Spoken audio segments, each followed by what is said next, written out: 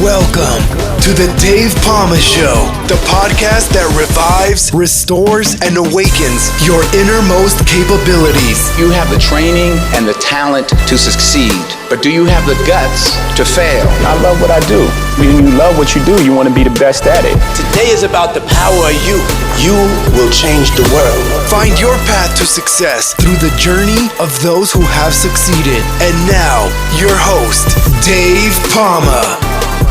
Hi, welcome back to the Dave Pamah Show. And with me in this episode is a retired veteran, mental health advocate, and entrepreneur who inspires others to transform their lives through intentional living and international relocation. Celesté Lawson, welcome to the Dave Pamah Show. Hi, thank you so much for having me. Glad to have you on the show, Celesté. Glad to have you. We do have some kind of similarities of, not exact things in common to talk about, but I think this whole thing should be more conversational. There's some important stuff. Mental health is a very serious subject these days now. It used to be stigmatized many years ago, yes. And especially in the Black community as well. I know that's an issue as well. So it's really good to have in the show to really bring this up, because as mine primarily started as a self-help and still is advertised as a self-help podcast, it's branched out as a talk show almost now as well. A few Hollywood stars coming on and stuff like that, but we still talk about inspiring stories still, and yours is the original inspiring story, that I have as close as mine is really. So let's hear your story, because you used in the military. What's your humble beginning anyway? Where are you from in the States? Yes, so I was born in Queens, New York at age 4. I know Queens. Lefferts Boulevard. You know Lefferts at Boulevard? Age 4, no, we were near Jamaica Avenue. Oh, Jamaica. No, well, that leads right up to Brooklyn, doesn't it? Yes. Yeah. So we relocated at age 4 to South Carolina, where my grandparents were from. And I spent my adolescent years there. Yeah. Okay. So you don't really remember Queens and then New York then? Well, we went back every summer, visit. And so you do I know feel then. like, it kind of informs a lot of who I am and why I'm so drawn to living in cities, because as you can imagine, it's a stark difference in South Carolina. It's a different, it's the South is the South, isn't it, really? So It's like, I'm from London, but anything outside London, apart from New York or something like that, major city somewhere else, it's just country living to me. So, I'm living in a country outside London now, so it's all right. I like a quiet life. It's all right. Okay. And of course, that's what we're talking about, because you relocated yourself. But from Carolina, you grew up, you went to high school, obviously the usual stuff, because obviously you went into the military, didn't you? Tell us your journey. Right after high school. Yeah, tell us your journey of how that come about. Yes, so I hadn't made much of a plan during my senior year, so I hadn't applied to any universities. And I just knew that I wanted to get out of South Carolina. And so I wanted to be a Marine since I was 14 years old. Okay. Is that what you did in the military? Okay. All right. So I recruited the Marine recruiter, but I guess all 100 pounds of me soaking wet wasn't interesting. So he kind of blew me off. And then when I took the test that you take to qualify for the military, then all of the services wanted me. But the Army recruiter had been recruiting me since the summer before. So I'm pretty big on loyalty. So that's where I ended up. Okay. Yeah, it's a bit like me. Well, you've probably read somewhere that I'm an ex-firefighter, but I actually joined for the Royal Air Force, which is like your Air Force, I don't know what you call it. US Air Force is yours, isn't it? USAF. As a firefighter, I wanted to be really. Well, I wanted to join the regular firefighters, but you could join at 17. The military is a bit younger age, isn't it? You can just get in straight after. And I actually got the interview, but then they went to war in an island near Argentina at the time. I'm showing my age here. And then my friend who I was doing athletics with track, because I was a track runner as well at the same time, said, I came with sore. I said, I hate Argentina. And some horrific stories came out on TV, people getting burned and the sort of stuff. Obviously, that it's the equivalent of Ukraine and the Middle East now. So of course you're gonna if it involves your own country, you're going to hear about it firsthand. So Mm-hmm. because my friend who I was training with said, "Yeah, I just got back for 6 months. I'm fit now," and blah, because his sort of voice went sore from all the shouting. Obviously. In any case, I thought, well, I'll withdraw my thing and just join the regular firefighting, which took a few years to get in, actually. Anyway. Well, I actually left. I left for basic training August 1st, 2001. And so it was a little too late for me to change my mind by the time September 11th happened. Oh, right. Yeah. Once you're in, you're in, Well, yeah, it is, because the military is different, isn't it? It's like you've got your own law, your own prisons, your own police and everything. Yeah. So you can't. At that time, we hadn't had an active military conflict in almost 20 years since the first Gulf Wars. So literally, we just joined for the college money and the travel. And I know, yeah. But it hasn't been like that since, has it really? So no. Excellent. Well, so you did the thing. I worked with a lot of ex-Marines that became firefighters. They tend to go for more other kind of discipline, or first responder and emergency service frontline jobs, don't they? So yeah, I know that. And the other ones, the paratroopers, there always used to be this rivalry between the two, So you did that. I mean, I don't need to ask you what happened inside you. Obviously, you said that you tried to get out just as soon as you got in. Well, you didn't really try to get out. No, I mean, it's just I know what you mean, though, because it happened to me. It's like a war happened, but I didn't even go to the interview, whereas you already commit yourself. How was your journey there anyway? So it was interesting. So I had a few different choices. They had offered me a contract or an enlistment in Georgia for 2 years, or Italy in military intelligence for 4 years. And I just figured, well, maybe I'll just dip my toe in. I'll take the 2 years. In Georgia? Georgia, yes. Yeah. Which isn't far from Carolina, I'd imagine, is it? So no, next state over. So that was quite a good, handy little move for you, really, wasn't it? Well, I always kind of think back and wonder what life would have been like had I chosen Italy. Yeah, that's true. Yeah. Yeah. Well, it does get you traveling. I mean, there's military bases here in the UK. There's a couple of places. They're all over the places, aren't they? US ones. I mean, there's in Germany, especially, there was a few. And then I went to relocate temporarily because I was dividing my time between the US and Philippines, and the military was there until 2016, and the new Philippine president and then said, "No, I don't want the US military here anymore." I could get rid of them.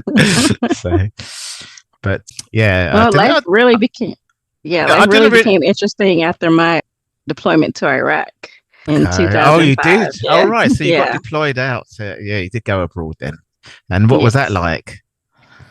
Very interesting. So it was actually my first international trip.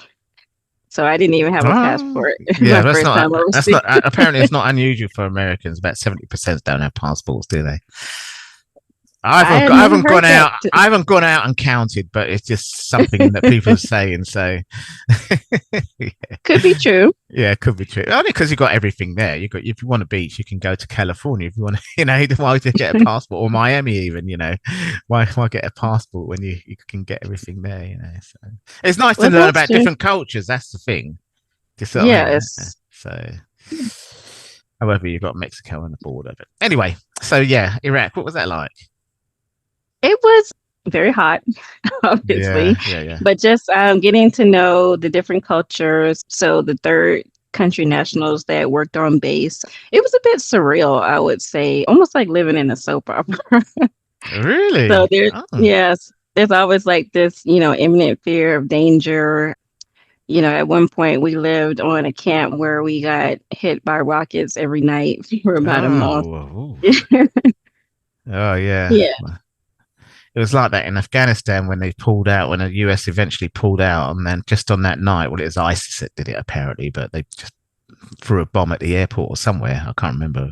Or the military base. I can't remember, but they obviously got. But yeah, it's quite scary. Yeah. It's quite scary. Yeah.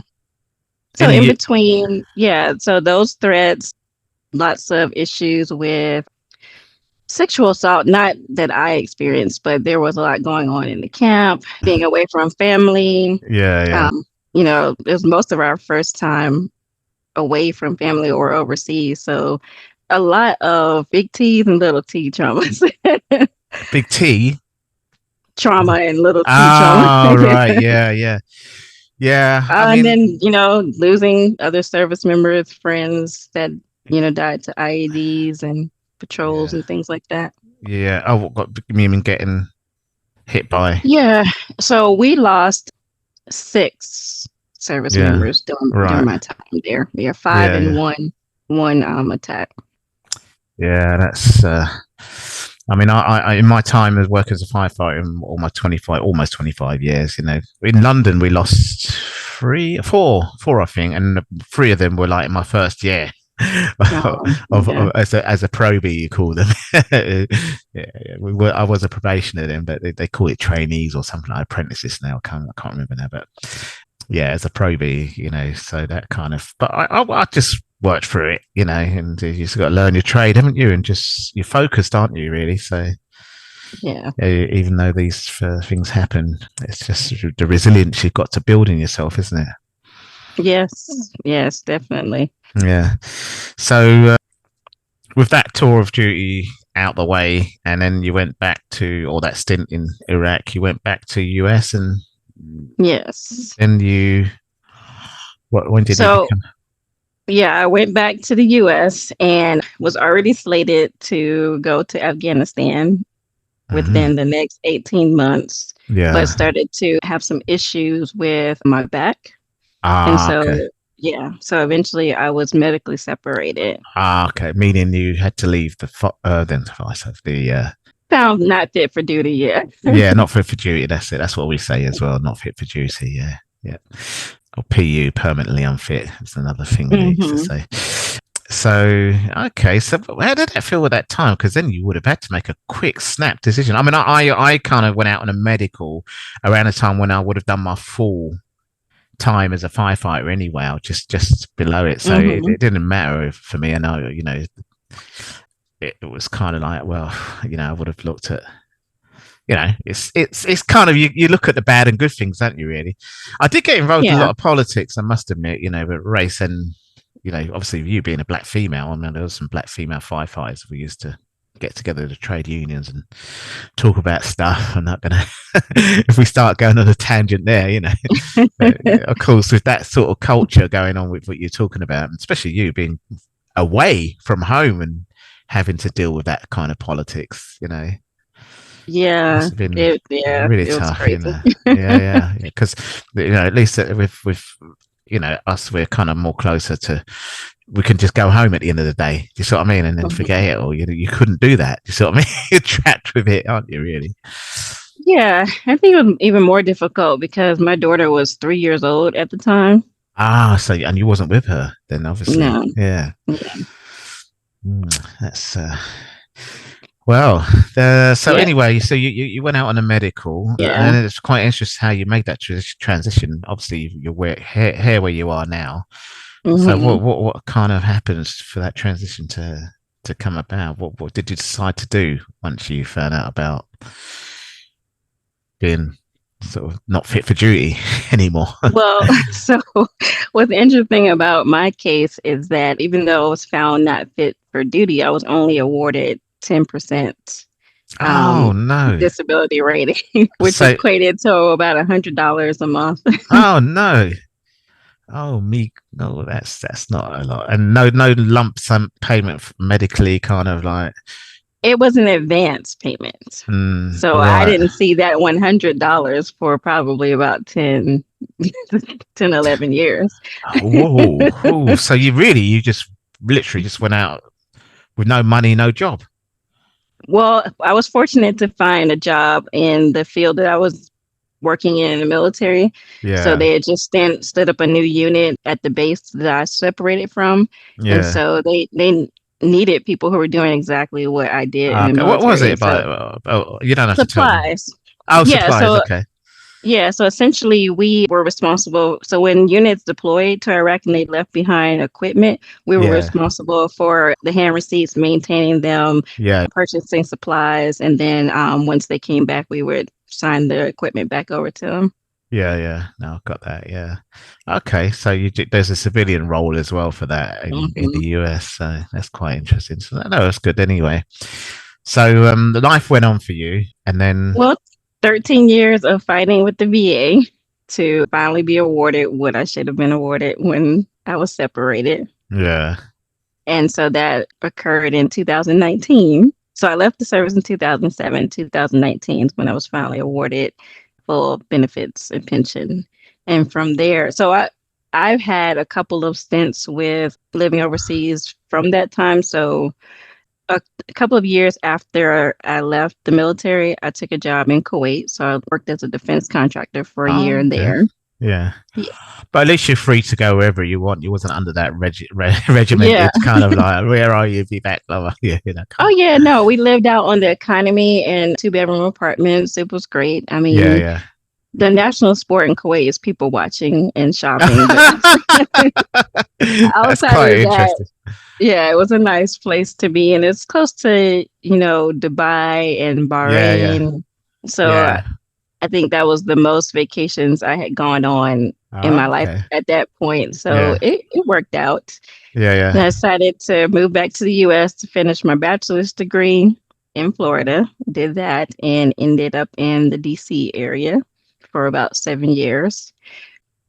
Interestingly, though, that is a very difficult area to move to, especially without support. So even with a vehicle and a full-time job, I still ended up homeless and in a shelter for 3 months. Yeah, that's not a nice feeling, even for 3 months of struggling like that.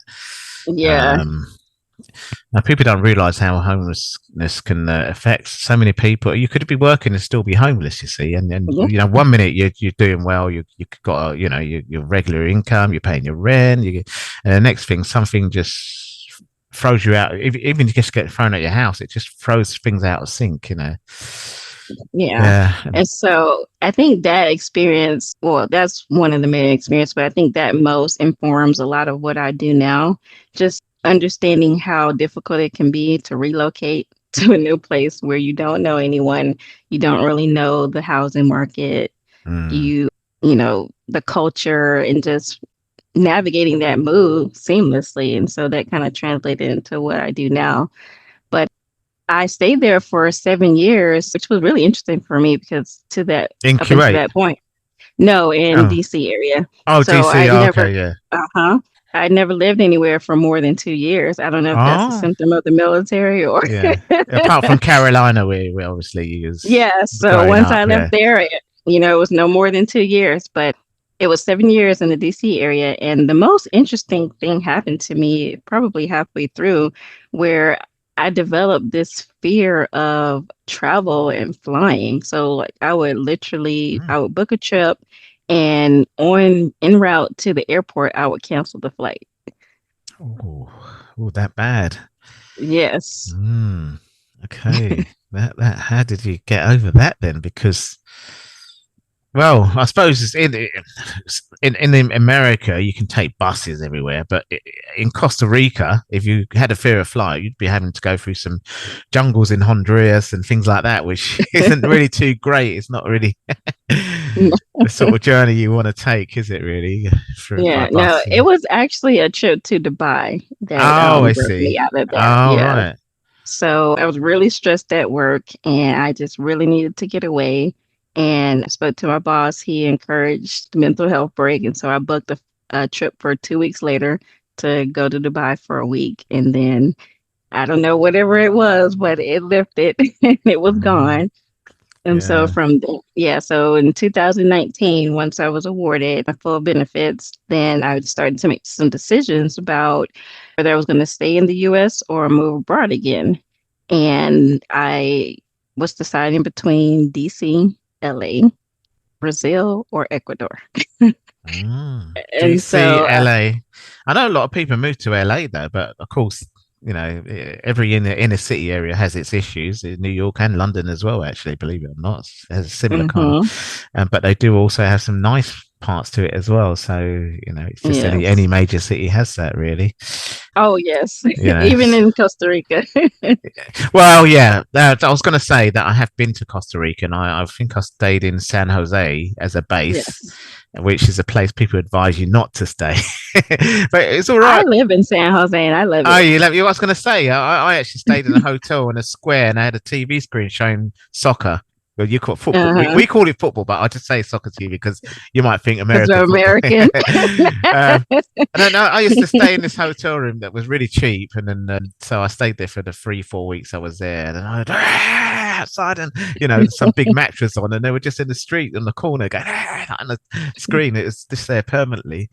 But then, you know, there are, like I say, any major city will have some spots that you don't go to, you know. So yes, but it was good. It wasn't too far to get to the bus station, and then from there you could go anywhere in Costa Rica, you know. So and it was like that for me when I stayed in the Philippines on and off for 8 years as well. So it wasn't a total relocation, but it was where I semi-retired, if you like, you know. So yes. Well, I'm seeing more and more professionals that are craving cultural experiences, that want to, you know, travel for 3 to 6 months, a year, or, you know, split their time between the US and countries like Spain, Costa Rica, Mexico, Dubai. So I'm sure there's no military in Costa Rica, and it's probably very environmentalist with all the kind of nature out there, just to put it in the best way possible. So that's quite interesting. There's a big difference to what you're used to, probably, isn't it? Yeah, so I visited 30 countries, and I would say without a doubt that I've had the most access to fresh fruit and fresh produce, fresh meat, cheese, fresh products in Costa Rica than anywhere else I've ever visited. Yeah. And there's a Caribbean side, because my mum's side of my family's from the Caribbean, on the Caribbean seaside. So just Limon is an area that is kind of like known for that. But going further down that Caribbean Sea towards Panama, there's some nice beaches, and it's just, you feel like you're more in the Caribbean than when you're there. Yes. I'll actually be there next week on a tour with a client. Like you said, some of the most beautiful beaches in the country. Great culture, great food. Jacob's Beach, I think. I never got to go there, but that was a nice beach, I think, there. Yeah. But for me, I feel like it's very, very laid back. And if you are a working professional, it can be a little bit challenging to stay productive down there. To stay what? Productive. Oh, yeah, of course. Yeah. Well, I had one of my best Christmas and Boxing Day ever there. You know, as I said, it was around that time I was there. I think I got there about December the 15th and got back after the New Year. I spent New Year's Eve in Miami because I had to stop over in Miami. You know, I stopped in New York as well. I did a bit of traveling as well. Yeah. So yeah, that was quite interesting. But yeah, I'll never forget my time there. It's really, really good. It's a lot of fun. So what is it? So you mentioned clients. What is it that you do then? Yes, so I check what you've written here to me. So go on. Yeah, go on. I help other Americans move to Costa Rica primarily. We're hoping to expand into other countries in the future, but for right now, we help other Americans who are wanting to slow down, get a slower pace of life, hopefully a lower cost of living. Costa Rica has become very popular over the past 2 to 3 years. Oh, wow. And so that obviously does translate into a higher cost of living than what it was before, but it's still a very much lower cost of living than most metropolitan U.S. cities. Very much what, sorry?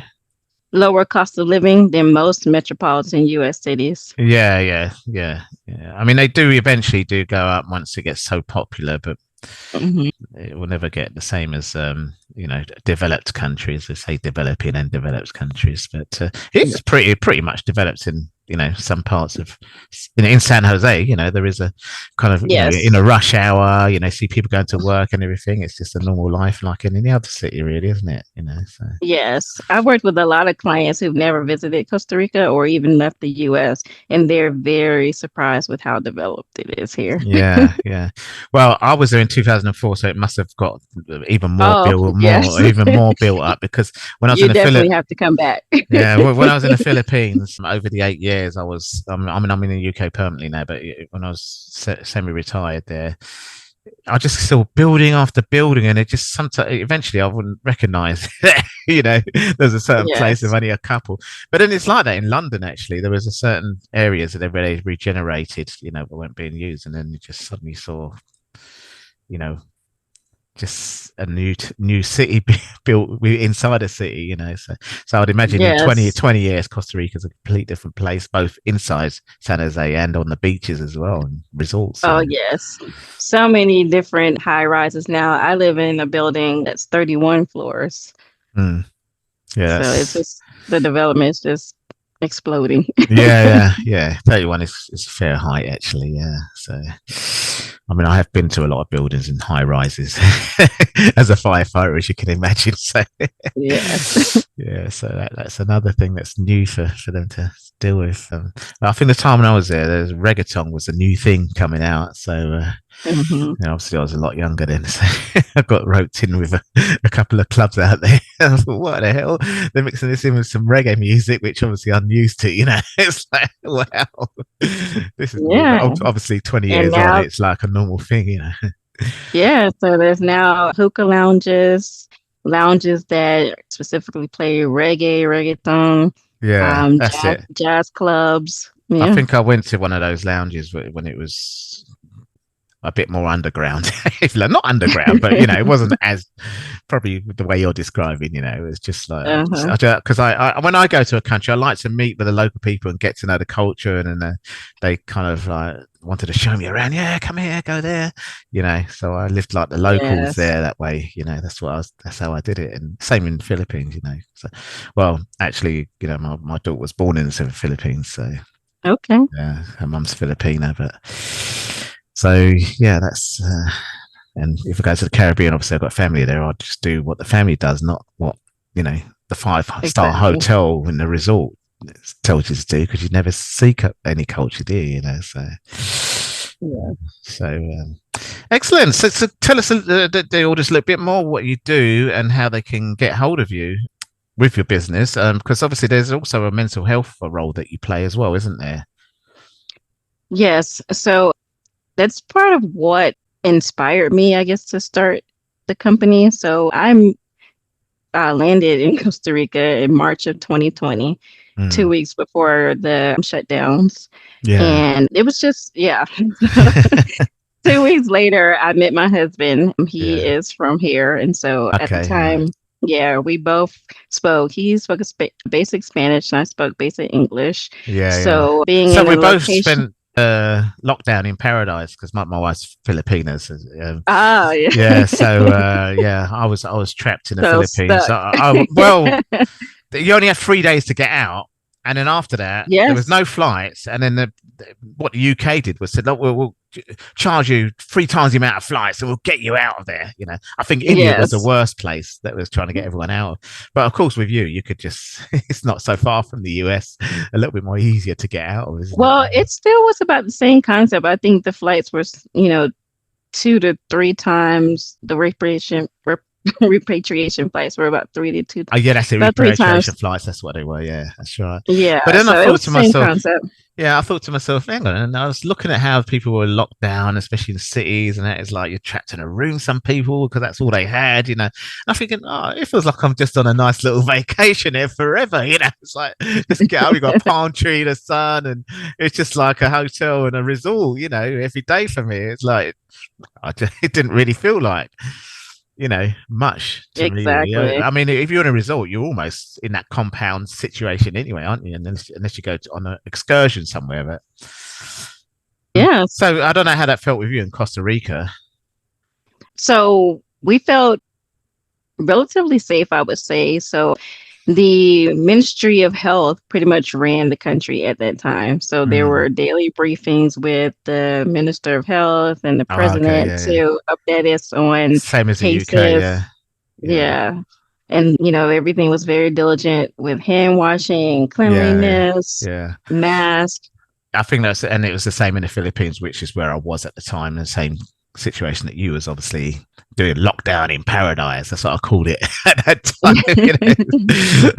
But yeah, it's the same there as the Department of Health kind of like ran things because there's nothing else, because even the TV shows and things like that, nobody could get out of the house to do things, so a lot of things change, don't they, really? So and so there would be 2 to 3 week time spans where I would go without having anyone that I could speak English with and still learning the language. It was very isolating for me, and there was probably, I would say, 4 to 5 months where I literally thought I was the only Black woman in town. Oh, really? You should have gone towards Lemon then and the Caribbean seaside, because that's where there's more of a I know what you mean though, anyway. I know, because I was lucky because I had a lot of Nigerian students, medical students and that, living in my subdivision. You call them subdivisions in America, don't you? So that's what I lived in, a subdivision. The suburbs. Okay. Suburbs then, yeah. So they were like medical students and they were renting out there, and the dorms. Okay, yeah. So it didn't really a few brothers to speak to. Yeah, I think that your experience as a Afro descendant, not from the U.S., is a little bit different than an African American in terms of how we interact with other Afro descendants. I have heard that a few times. Yeah. Although there was a lot of Black Americans or African Americans in Philippines. In fact, more so that than any other. Yeah. But then there's a lot of Yeah, I'm not exactly sure how, and I can only speculate, but I'm not sure exactly how the reception would have been had I just rolled up into Limon during the pandemic. Hi, I'm here. That's true, yeah. And then there's, also the cultural element to it. So I think that's probably what I missed the most. So even though I'd lived out of the US before, in a global pandemic and living in a new place without the support. So when I lived out overseas before, it was with the military or with a company that sponsored my relocation. Yeah. And, I had a sponsor. And so there was this concerted effort to make sure that I had a structured move. And so now I'm doing it on my own. By yourself, yeah. Now I know what you mean. I know exactly. Well, not in the same way that I was in the military, but obviously I was in a workplace that had a similar kind of setup, in a fire station, or you call it firehouse, you've got everything. But then I had my own apartment to go to in between those tours of duties, and then but it's different when you go abroad. You do need to have that help with that relocation. We've got a couple of minutes left. I came up with a relocation tour that would allow people who were curious or seriously considering moving to Costa Rica to be able to come and not experience Costa Rica through a tourist lens, but an actual lens of, can I actually live here? What does the housing look like? What's the infrastructure? It's going to fit my family's requirements. And how am I going to meet people? That's exactly the big $1 million questions that people do pop up with. There was one friend that was doing it. He's from America as well, an African American, that was doing that and he had a magazine or a radio show, a YouTube channel. And he's doing that out in the Philippines and had, a lot of Americans come over, showed them around and things like that, doing a similar kind of thing, really. So, well, in terms of your business in Costa Rica, how can people get hold of you and find out more about what you do? We're at Melanin Tours, MELANIN, on all social media channels, and melanintours.com. Excellent. Well, Celesté is really, it's more of a conversation, more of a relaxed, like sitting in a lounge and everyone just really hearing how it feels in the moment. A really great pleasure speaking to you and giving a deep, honest kind of about really your lifeline of what you did, really, and what you're doing now. So I really appreciate you coming on the show. Likewise, and thank you so much for having me. That's all for this episode. Thanks for listening, and remember, if you want to support what we do, then share, subscribe, and leave a review over on Apple Podcasts.